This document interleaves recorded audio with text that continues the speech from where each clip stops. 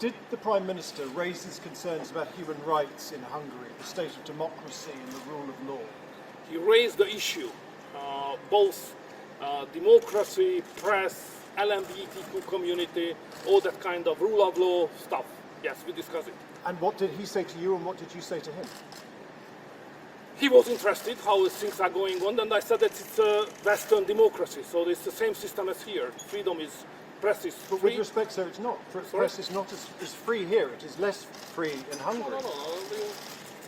The rule of law and judges here is different to how you do it in Hungary, sir. The independence of the judges in Hungary is one of the best in the European Union, if I am able to understand. But that's not the view of many in the European Union. They have concerns. They have raised them in the European institutions. But it's a political issue, you know. So don't be worried about it. It's just a simple political game. But there are many people who are worried about it. They fear the state of democracy. The leftist activists. They are leftist activists. Of course, they criticize us, but that's normal. Come to Hungary, see by your eyes, and you can see how we live and how is the press. If you go to the Hungarian newsstand and you ask for a paper which attacking the government, you will get a dozen at least immediately. So it's free. What do you say to the opposition parties, the Labour Party here, the Liberal Democrats Party here, who say you are the most regressive leader in the European Union?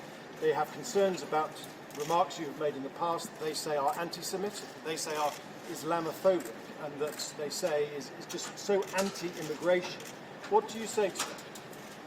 In terms of anti-immigration, it could be true. Anti-Semitism is simply ridiculous. We are a more than fair and correct country in that respect.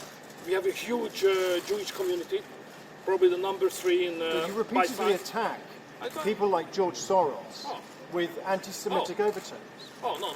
George Soros is a talented Hungarian businessman, very strong rival. He is very much in favor of migration, financing and helping the NGOs who are doing that. We don't like it, but it has nothing to do with his ethnic identity, you know. He's just simply a quite clever Hungarian man.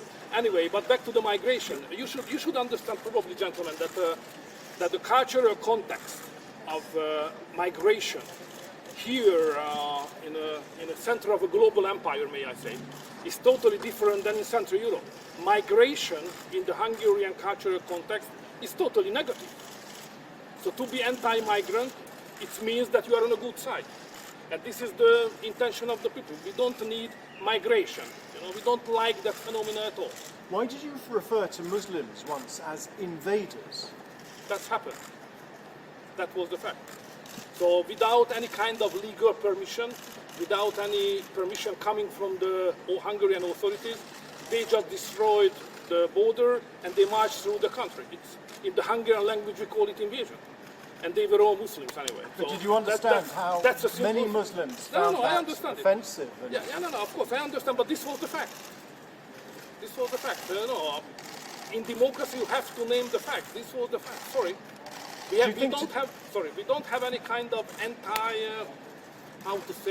hostile feelings. We simply would like to defend our own rights, sovereignty, and decision-making system. If we would like to invite somebody to our country, we invite. If somebody would like to come to Hungary, must follow the procedure and then come, but never illegally. Do you see Mr. Johnson as a fellow ally, somebody that you can prod Brussels with, somebody who is outside the system? He represents a country with nuclear power, the number 6 probably by trade in the world, you know, so it's a different dimension. I can't compare myself to it. Hungary is a 10 million country, don't forget that. Any more? No more questions. Thank you very much.